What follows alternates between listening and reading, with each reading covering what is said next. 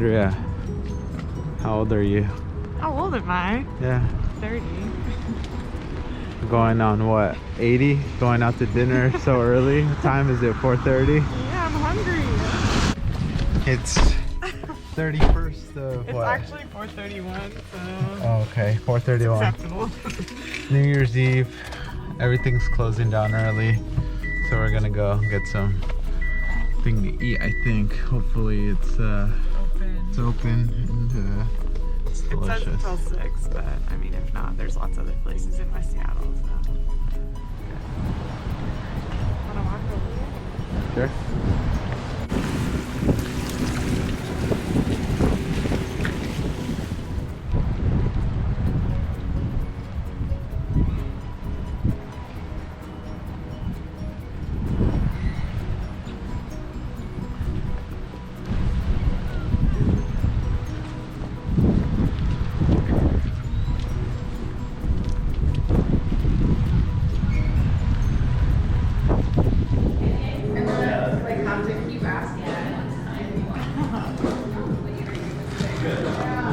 Happy New Year's Eve.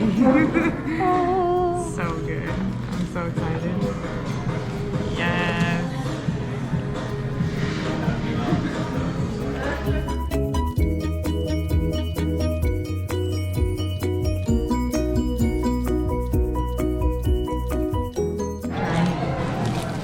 Try it. But I'm gonna try this one, the coconut Hawaiian donut. I don't know why it's like in the middle. That one was the sauce is on the end. I'm gonna cut it.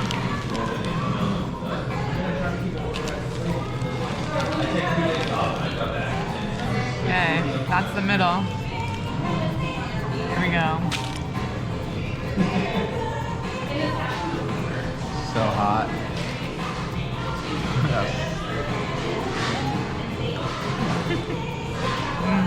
Oh, good. I like this one better.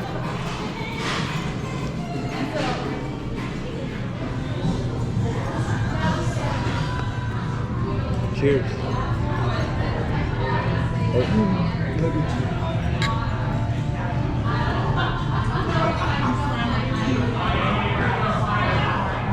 Some hard-hitting questions. We only have 30% left on this battery. Pressure's on. Alright, first question.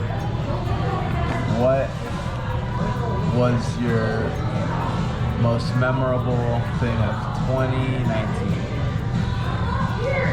Our trip to Europe, for sure. Seeing family that I haven't seen in so many years was probably the most, it's probably like the only time I'll see them, maybe for the rest of my life. Yeah. Maybe. But it was pretty awesome to have you meet them too. So that was cool. Yeah. What was your favorite part of Europe? When we would, I think London, breakfast. Meg's. Meg's. Isn't that what it was called? Meg's restaurant. I had the best breakfast ever. That whole day was great. Yeah. Just walking around. Yeah, London was fun because I had never been there, but also like being there with my sister was pretty cool. Like she was doing her whole thing, but like being able to meet up for part of it was fun. Like who knows if we'll have that experience again. What was your top, maybe one or two purchases of 2019? Well, we already thought about this. What did we say? A little bit. You had a couple of top. I can't remember what I said. My Garmin watch was probably one of my tops. That was worth it. I love it. It's so cool. And what else? I got luggage. That was cool. Also very useful. Oh, my snowboard too. Man, okay, we kind of bought a lot of things. Oops. Hashtag living with your parents. What was your least favorite thing of 2019? My least favorite thing? I'm very thankful that I got a new job, but I don't think I found what I want to do yet. So that's challenging for me I think about it probably every day of what I want to do with my life. So although I'm thankful for my new job and not being at my old job, because that was like, my new job is like 100 times better than where I was at, I think that I still haven't found what is for me. So that's hard because I feel like I need more direction. What do you look forward to then in 2020? Oh, that's hard. I think figuring that out, hopefully. I need to be more of a yes person versus a hard maybe person. And I think that will like maybe open up the doors for me to figure out what I enjoy doing and what I want to do. And yeah, hopefully I have some more answers and clarity around that in 2020. That's what I'm hoping for, because I know I don't necessarily love what I'm doing now, and I want to like what I'm doing every day. That's what I got for you right now. Now it's your turn. I need to take a drink first. Take a little sippy sip. Get ready for these tough questions. Hard-hitting questions.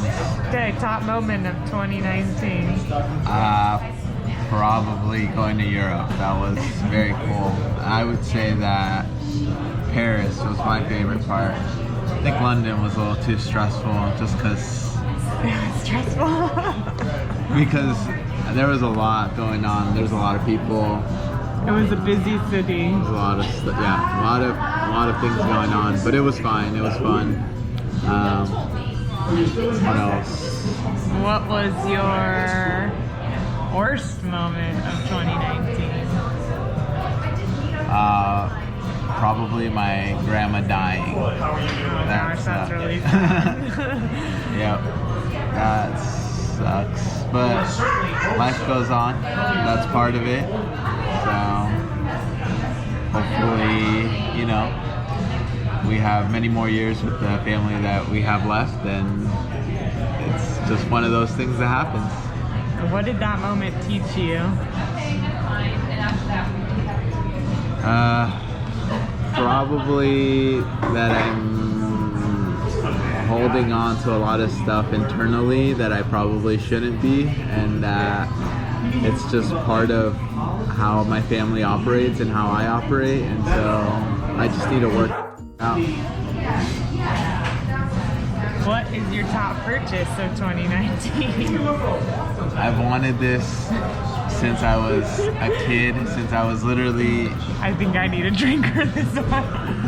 Since I was 16, 17 years old, I wanted a motorcycle. Back then I wanted like a crotch rocket or something really fast and really dangerous.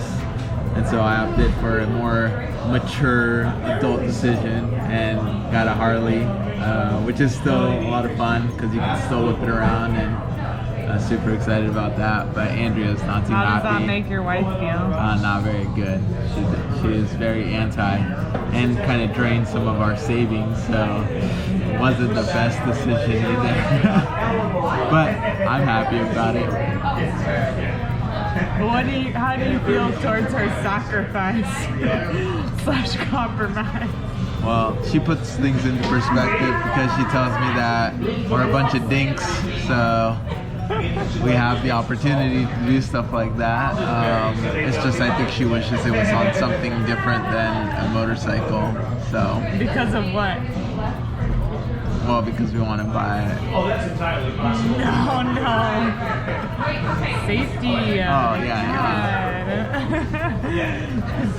I'm here for a good time, not a long time. What is one of your goals for 2020? I want to make more money. And one of those things is just lining up all of the different things that I've been working towards in the background for a while and making them happen this next year. But why do you want to make more money? Money doesn't equal happiness. Well, no, I know that, but money buys you the things that allow you to be in a position to not worry about money. And so I'm getting to that point where I feel like we can make decisions about business or